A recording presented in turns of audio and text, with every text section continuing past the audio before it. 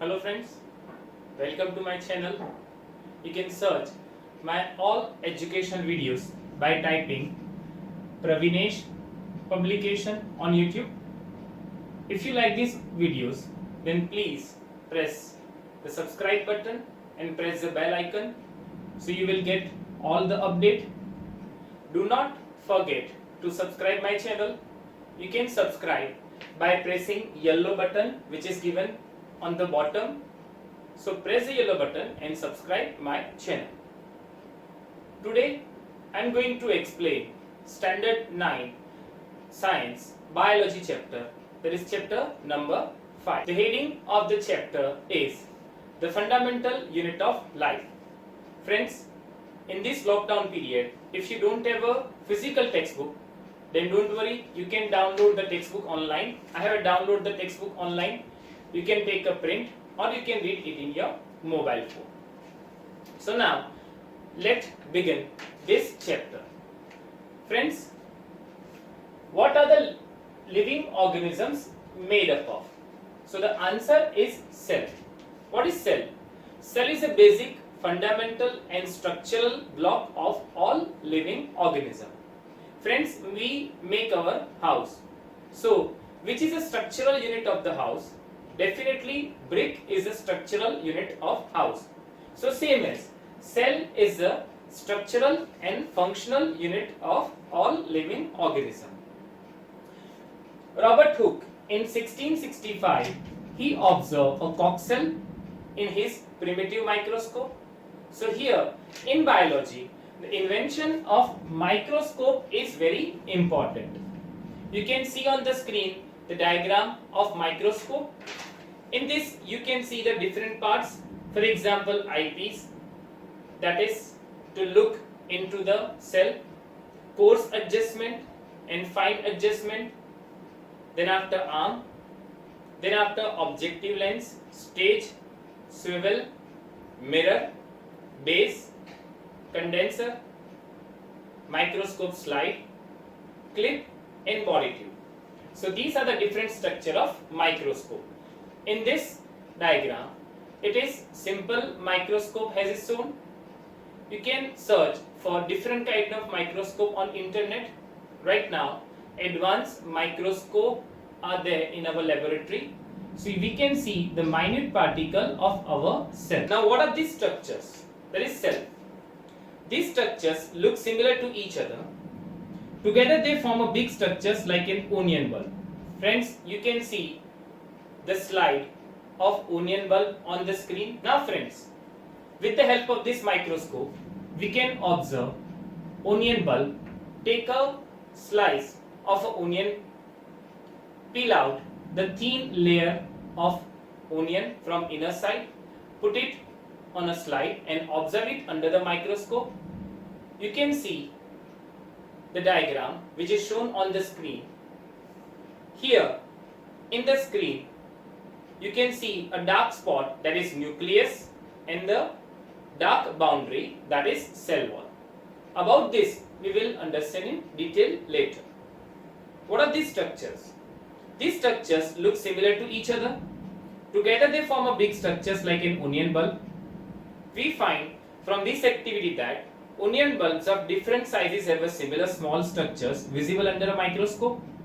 The cells of the onion peel will all look the same, regardless of the size of the onion they came from. These small structures that we see are the basic building units of the onion bulb. These structures are called cells. Not only onions, but all organisms that we observe around are made up of cell. However, there are also single cells that live on their own. So friends, we understood that all living organisms are made up of cells. Now, next topic on your screen is a cell theory. Cells were first discovered by the Robert Hooke in 1665. He observed the cells in the Koch slice with the help of a primitive microscope. Leeuwenhoek in 1674 with the improved microscope discovered the free living cells in pond water for the first time. It was Robert Brown in 1831 who discovered the nucleus in the cell. Purkinje in 1839 coined the term protoplasm. So here friends, this is important. The question is, who coined the term protoplasm first? So the answer is Purkinje in 1839. The cell theory that all the plants, this is the first point of cell theory. The cell theory that all the plants and animals are composed of cells and that the cell is a basic unit of life. It was presented by the two biologists, Schleiden, that is 1838, and Schwann, that is in 1839. The cell theory was further expanded by the Virchow, that is in 1855, by suggesting that all cells arises from pre-existing cells. With the discovery of the electron microscope in 1940, it was possible to observe and understand the complex structure of the cell and its various organelles. So here friends, discovery of electron microscope is very important. With the help of microscope, we can find a minute particle or minute structure of the cell. Now from the textbook. The invention of magnifying lens led to the discovery of the microscopic world. It is now known that a single cell may constitute a whole organism, as in amoeba. Friends, there are two types of organism. One that is unicellular organism and second one is a multicellular organism. Now from textbook. Chlamydomonas, Paramecium and bacteria. These organisms are called unicellular organism, that is uni means single. On the other hand, many cells group together in a single body and assume different function to form various body parts in multicellular organisms. Multi means many. Humans, rats, elephant, these are the example of multicellular organisms, such as some fungi, plants and animals. Can we find out names of some more unicellular organisms? Every multicellular organism has come from a single cell. How? Cell divide to produce cells of their own kind. All cells thus come from pre-existing cell. Friends, we know that living organisms, they born, they divide their cell and they grow. That is via the process of cell division. Some organisms can also have a cells of different kinds. Look at the following picture. It depicts some cells from the human body. Friends, on your screen, figure 5.3, various cells from the human body are shown. Here, smooth muscle cell, blood cells, nerve cell, ovum, bone cell, sperm and fat cell are given in the diagram. The shape and size of cells are related to the specific function they perform. Some cells like amoeba have a changing shapes. In some cases, the cell shape could be more or less fixed and peculiar for a particular type of cell. For example, nerve cell have a typical shape. Each living cell has a capacity to perform certain basic functions that are characteristics of all living forms. Friends, in our body, we have different organs. For example, I have my hand. This is for the muscular activity. I can grip every object with my hand. With tongue, we can speak and take a taste. With eye, we can see, that is vision. With ear, we hear all other things. So, different organs, they have a specialized cells to do different functions. How does a living cell perform these basic functions? We know that there is a division of label in multicellular organisms such as human beings. This means that different parts of the human body perform different functions. The human body has a heart to pump blood, a stomach to digest food and so on. Friends, heart is only related with the pumping blood. It never related with the digestion process or excretion process. So, special organ, they do specific function only. Similarly, division of labor is also seen with a single cell. In fact, each such cell has got certain specific components within it known as cell organelles. Each kind of cell organelles perform a specific function. Such a mankind, new material in the cell, clearing up the waste material from the cell and so on. A cell is able to live and perform all its functions because of these organelles. These organelles together constitute the basic unit called the cell. It is interesting that all cells are found to have the same organelles no matter what their function is or what organisms they are found in. So friends, this is the introduction of the chapter. In this introduction, we understood about the some parts of a cell, microscope and its basic theory. Now, point 5.2. Friends, there are three main parts of structure of cell. The first is the plasma membrane, second one is the nucleus, and third one is the cytoplasm. So these are the three basic parts of a cell. Now let's study plasma membrane, nucleus and cytoplasm one by one. Now, plasma membrane. Friends, topic 5.2.1, plasma membrane. It is also known as cell membrane. You can see the diagram of plasma membrane on your screen. Here, it is the outermost covering of a cell. Friends, we are living in our society, so we have a boundary. A boundary that is a plasma membrane. It is the outermost covering of the cell. What are its function? It allows or permits the entry and exit of some materials in and out of the cell. It also prevents movement of some other material like pathogens like viruses, bacteria, etc. Again, its function, it allows or permits the entry and exit of some materials in and out of the cell. So it is also known as selectively permeable membrane. Why selectively permeable membrane? Because it allows or permits the entry of some important material which is required by the cell. Now from the textbook. This is the outermost covering of the cell that separates the content of the cell from its external environment. So this plasma membrane also separates the contents of cell from the external environment. The plasma membrane allows or permits the entry and exit of some materials in and out of the cell. It also prevents movement of some other materials. The cell membrane therefore is called a selectively permeable membrane. How does the movement of substances takes place into the cell? How do substances move out of the cell? Friends, now here important part. We know that we intake oxygen. That oxygen will reach to all parts of our cell. During respiration, we generate carbon dioxide, and this carbon dioxide we exhale out from the body. But how this oxygen and carbon dioxide move or transfer into the cell? Let's understand it in detail. Movement of gases like O2 and CO2. Friends, O2 will move inside the cell, so I have written in and blue arrow, and carbon dioxide will move out, that is I have written out and with the red arrow. How this will gases transfer into the cell? So via a process called diffusion. What is diffusion? Friends, I will explain diffusion by a simple example. Suppose you put incense stick, that is in Gujarati agarbatti, in a corner of your room. This is not lightened right now. How much closer you need to go to take a smell of this incense stick? You will answer, if it is not lightened, then you need to go very close to take the smell or a fragrance of that incense stick.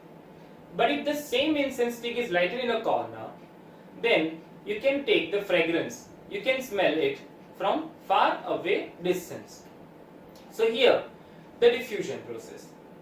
Second example, take a glass full with water, put some drops of ink in it, do not disturb the glass, do not stir the glass, do not stir the mixture. After some time, you see that the ink will spread out throughout the water. So that is due to the diffusion. Now what is the definition of diffusion? Movement of molecules from higher concentration region towards a lower concentration region is known as diffusion. I'll write on the board, movement of molecules from high concentration level or region to low concentration region. So this is the definition of diffusion. Friends, let us understand again. Movement of molecules from high concentration region to low concentration region. So this is diffusion. Gases like oxygen and carbon dioxide move inside the cell via a process called diffusion. For example, this is our any cell contained. This is any blood vessels. We know that oxygen will dissolve into the blood. We have a special pigment called hemoglobin. Oxygen combines with the hemoglobin and forms oxyhemoglobin. So here it is oxygen. In this blood vessels, more concentration of oxygen. In cell, low concentration of oxygen. So oxygen will move from high concentration region towards low concentration region. Same as carbon dioxide is inside the cell, that is produced due to respiration process. Here more carbon dioxide and here less carbon dioxide. So carbon dioxide will go outside the cell and that is in the bloodstream. So here via diffusion process, oxygen and carbon dioxide will transfer through the cell. You can see the diagram on the screen. Just observe the diagram. Now from textbook. Something similar to this happen in cells when, for example, some substance like CO2, which is cellular waste and requires to be excreted out by the cell, accumulates in high concentration inside the cell. In the cell's external environment, the concentration of CO2 is low as compared to that inside the cell. As soon as there is a difference of concentration of CO2 inside and outside cell, CO2 moves out of the cell. From a region of high concentration to a region of low concentration outside the cell by the process of diffusion. Similarly, O2 enters the cell by the process of diffusion when the level of concentration of O2 inside the cell decreases. Thus, diffusion plays an important role in the gaseous exchange between the cells as well as the cell and its external environment. Friends, so this is the diffusion process. Again, movement of molecule from high concentration towards a low concentration is known as diffusion. This is the discussion of movement of gases. So how liquid content will move. So the process is called osmosis. Friends, this is also a type of diffusion. Let us understand osmosis in detail from the textbook. Water also obeys the law of diffusion. The movement of water molecules through such a selectively permeable membrane is called osmosis. The movement of water across the plasma membrane is also affected by the amount of substance dissolved in water. Thus, osmosis is the passage of water from a region of high concentration through a semi-permeable membrane to a region of low water concentration. What will happen if we put an animal cell or a plant cell into a solution of sugar or salt in water? Now, osmosis in detail. Friends, we understood. What is diffusion? Diffusion means the movement of gaseous molecule from high concentration region towards a low concentration region. So same as osmosis, the movement of water molecules that obeys the laws of diffusion, and that is called osmosis. In osmosis, we have a three type of solutions. Hypotonic solution, friends remember this is more important. Hypotonic solution, isotonic solution and hypertonic solution.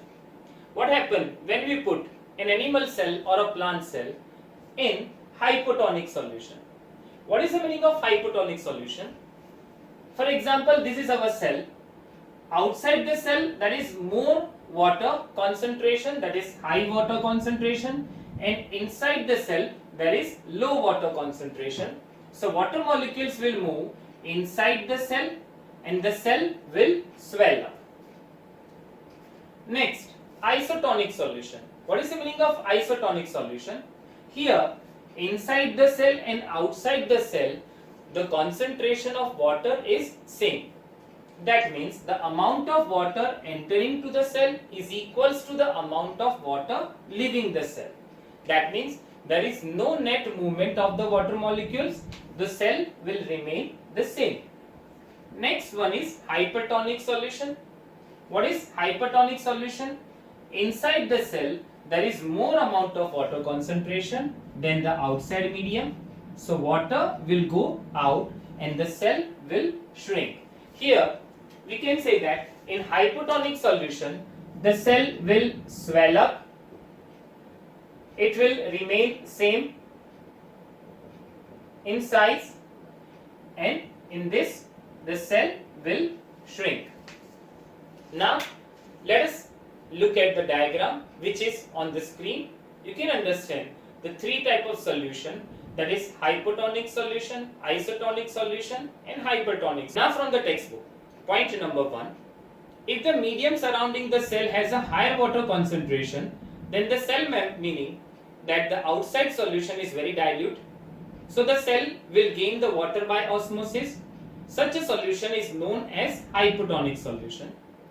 Water molecules are free to pass across the cell membrane in both directions, but more water will come into the cell than will leave. The net, that is overall result, is that water enters the cell is likely to swell up. So this is hypotonic solution. Now point 2.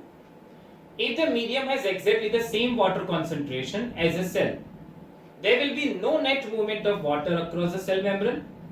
Such a solution is known as an isotonic solution. Water crosses the cell membrane in both directions, but the amount going in is the same as the amount going out. So there is no overall movement of water. The cell will stay the same size. Third point, if the medium has a lower concentration of water than the cell, meaning that it is a very concentrated solution, the cell will lose water by osmosis. Such a solution is known as a hypertonic solution. Again, water crosses the cell membrane in both directions, but this time more water leaves the cell than enters it. Therefore, the cell will shrink. So here we discussed three types of solution. First is hypotonic, second one is isotonic, and third one is hypertonic solution. Thus, osmosis is a special case of diffusion through a selectively permeable membrane. Now look out the activity 5.4 on your screen. Put dried raisins or apricots in a plain water and leave them for some time. Friends, you can do this activity at home. Dry raisin, that means a black grape, then place them into a concentrated solution of sugar or salt. You will observe the following. Each grape gains water and swell when placed in water. B, however, when placed in the concentrated solution, it loses water and consequently shrinks. Friends, take a bowl full of water, put dry raisins into it, leave it overnight. Next day you can see that the raisins will swell up. Why? Because raisins have a low concentration of water. I will explain on the board. For example, this is our raisin. When you put in a bowl full of water over a night, so after the night you can see that the raisins will swell up. Why? Because when the raisin is dry, it has less water concentration. When you put it in a bowl of water, so water will move inside the raisin. That means that solution is hypotonic solution. Again, you can use this swell up raisins. Take again a bowl, put more amount of salt or sugar in it and put very little amount of water and put this swell resin into this bowl. After 3-4 hours, you can see that again that resin will shrink. So that is the case of hypertonic solution. Now from textbook, unicellular freshwater organisms and most plant cells tend to gain water through osmosis. Absorption of water by plant root is also an example of osmosis. Friends, plant gain water from the soil with the help of their roots. That is also a case of osmosis. Thus, Diffusion is an important in exchange of gases and water in the life of a cell. In addition to this, the cell also obtains nutrition from its environment. Different molecules move in and out of the cell through a type of transport requiring using of energy. The plasma membrane is a flexible and is made up of organic molecule called lipids and proteins. Friends, focus here. Plasma membrane is flexible and it is made up of lipids and proteins. However, we can observe the structure of the plasma membrane only through an electron microscope. The flexibility of the cell membrane also enables the cell to engulf in food and other material from its external environment. Such processes are known as endocytosis. Amoeba acquires its food through such process. Friends, there are two processes. One is the endocytosis and second one is the exocytosis. What is endocytosis? When any plant or animal captures the outer material. So that process is known as endocytosis. Amoeba acquires its food by the process called endocytosis. What is exocytosis? When any plant cell or animal cell leaves some material from the cell membrane is known as exocytosis. You can see on your screen the diagram of endocytosis and exocytosis.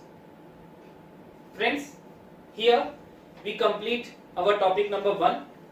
In next topic, we discuss about the further parts of a chapter.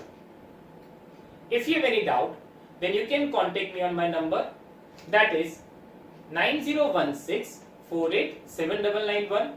Friends, this is a WhatsApp number. You can WhatsApp me on my number and ask your any doubt. Now, watch this video till end and read from the textbook. Thank you.